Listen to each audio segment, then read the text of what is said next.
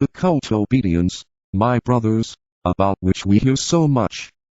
Not what many occult groups make it out to be. It is not the control of an external organization, dedicated to so-called occult work. It is not the imposed conditions of any teacher of any rank. It is not the exchange of the prison of one set of ideas for those of another set with perhaps a larger range, or import. A prison is a prison, whether it is a tiny cell, or an isolated island of vast extent, from which escape is impossible. The authority to which we, the teachers on the inner side, respond is twofold in nature, and to it you are just beginning, as units in a group, to respond. To what do you respond? 1.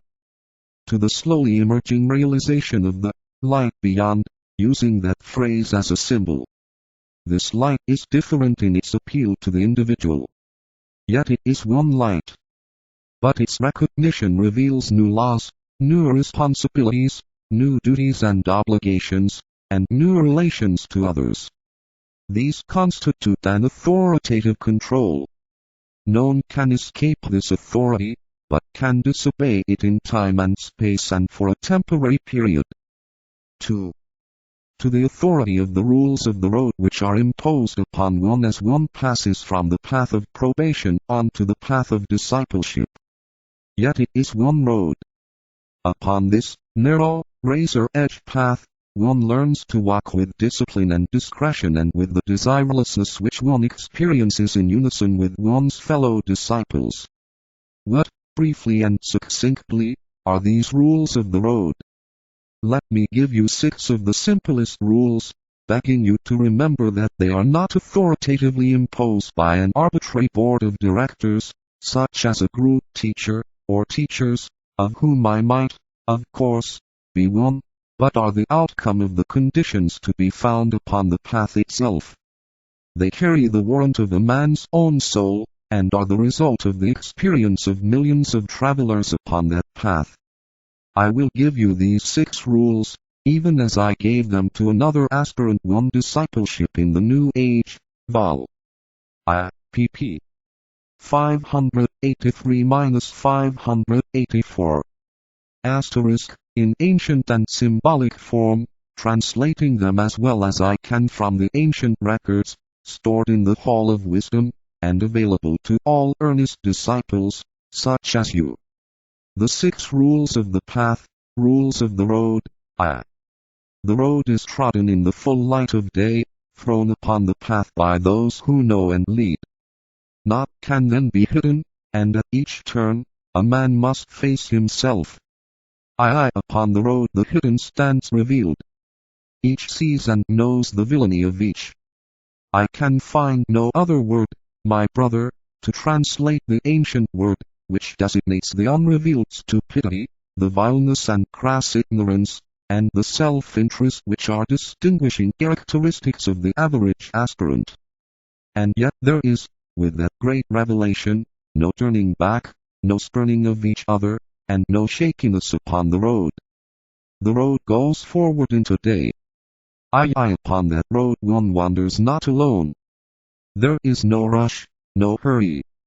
And yet there is no time to lose. Each pilgrim, knowing this, presses his footsteps forward, and finds himself surrounded by his fellowmen. Some move ahead. He follows after. Some move behind. He sets the pace. He travels not alone. IV 3 things the pilgrim must avoid. The wearing of a hood, the veil which hides his face from others. The carrying of a water pot which only holds enough for his own wants. The shouldering of a staff without a crook to hold. Each pilgrim on the road must carry with him what he needs. A pot of fire, to warm his fellowmen. A lamp, to cast its rays upon his heart and show his fellowmen the nature of his hidden life. A purse of gold, which he scatters not upon the road but shares with others. A sealed vase, wherein he carries all his aspiration to cast before the feet of him who waits to greet him at the gate. A sealed vase. The pilgrim, as he walks upon the road, must have the open ear, the giving hand, the silent tongue, the chastened heart, the golden voice, the rapid foot, and the open eye which sees the light. He knows he travels not alone.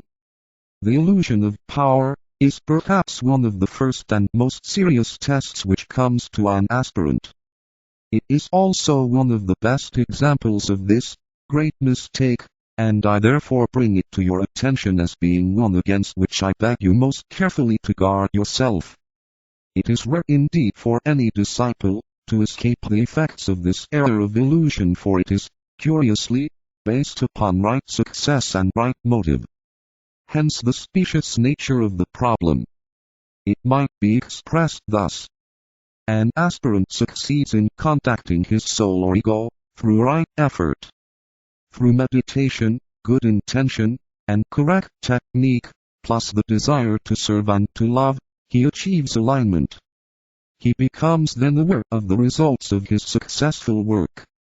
His mind is illumined. A sense of power flows through his vehicles. He is, temporarily at least, made aware of the plan. The need of the world and the capacity of the soul to meet that need flood his consciousness. His dedication, consecration and right purpose enhance the directed inflow of spiritual energy. He knows. He loves. He seeks to serve, and does all three more or less successfully. The result of all this is that he becomes more engrossed with the sense of power, and with the part he is to play in aiding humanity, than he is with the realization of the due and proper sense of proportion and of spiritual values. He overestimates his experience and himself. Instead of redoubling his efforts and thus establishing a closer contact with the kingdom of souls and loving all beings more deeply, he begins to call attention to himself, to the mission he is to develop, and to the confidence that the Master and even the planetary Logos apparently have in him. He talks about himself. He gestures and attracts notice, demanding recognition. As he does so, his alignment is steadily impaired. His contact lessens and he joins the ranks of the many who have succumbed to the illusion of sense power. This form of illusion is becoming increasingly prevalent among disciples, and those who have taken the first two initiations. There are today many people in the world who have taken the first initiation in a previous life. At some period in the present life cycle, recurring and recapitulating, as it does the events of an earlier development, they again reach a point in their realization which they earlier reached. The significance of their attainment pours in upon them, and the sense of their responsibility and their knowledge.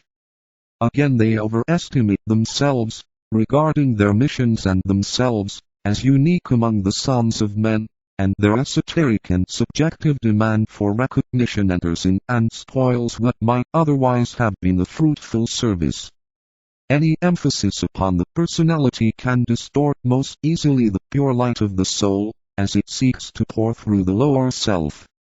Any effort to call attention to the mission, or task which the personality has undertaken detracts from that mission and handicaps the man in his task.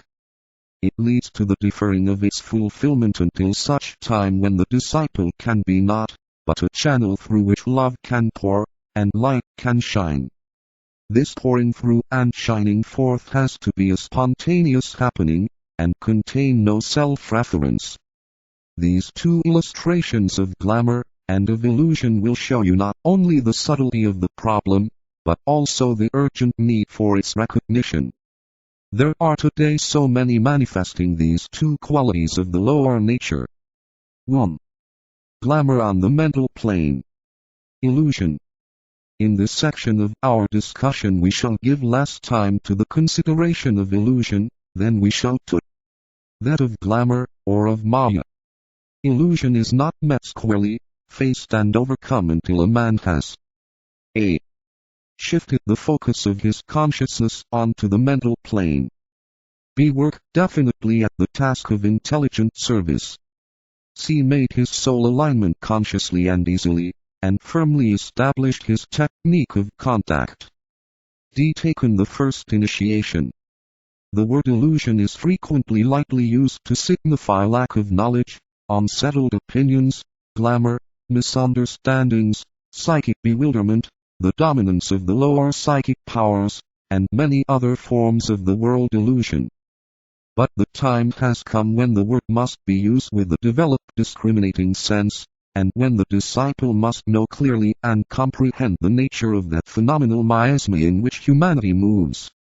For the purposes of clarity and in order to distinguish more definitely and effectively between the forms of illusion in which the soul moves, and from which it must liberate itself, it will be necessary for us to separate the great illusion, in its various aspects, into its component parts in time and space, and this I attempted partially to do, when I defined for you the words Maya, glamour, illusion, and the dweller on the threshold. I want you to keep very clearly in your mind these distinctions, and to study with care the tabulation earlier given you. Illusion, for our purposes, can be understood to signify the reaction of the undisciplined mind to the newly contacted world of ideas. This contact opens up from the moment a man has aligned himself and brought the lower nature into touch with the higher. Ideas come to us from the plane of the intuition. The soul illumines the plane of the mind, and the plane of the intuition so that they stand revealed to each other and their mutual relationship becomes then apparent. The mind of the man, which is slowly becoming the center of his consciousness and the major reality in his existence, becomes aware of this new and undiscovered world of ideas and he seizes upon some idea or group of ideas and endeavors to make them his own.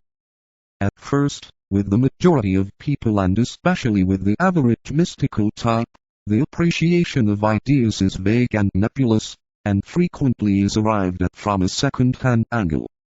The illumination, coming through the medium of the feebly established soul contact, seems to the unaccustomed neophyte to be of a supreme wonder and of vital moment. The ideas contacted appear to him of great marvel, and superbly unusual, and vitally needed by humanity. But the mind is still self-centered, the contact feeble and the alignment uncertain. The ideas are therefore only dimly sensed. But the uniqueness of the experience in the realized content of the mind of the disciple leads him deep into the realm of illusion. The idea, or ideas, which he has contacted are, if he could realize, only a fragment of a far greater whole. That which he brings to their interpretation is inadequate. The idea which has emerged in his consciousness, through the partial awakening of his intuition, will be distorted in its descent to his brain consciousness in several ways. That which he brings to the materializing of the idea, and to its transformation into a practical working scheme is, as yet wholly unsuitable. The equipment does not suffice for accuracy.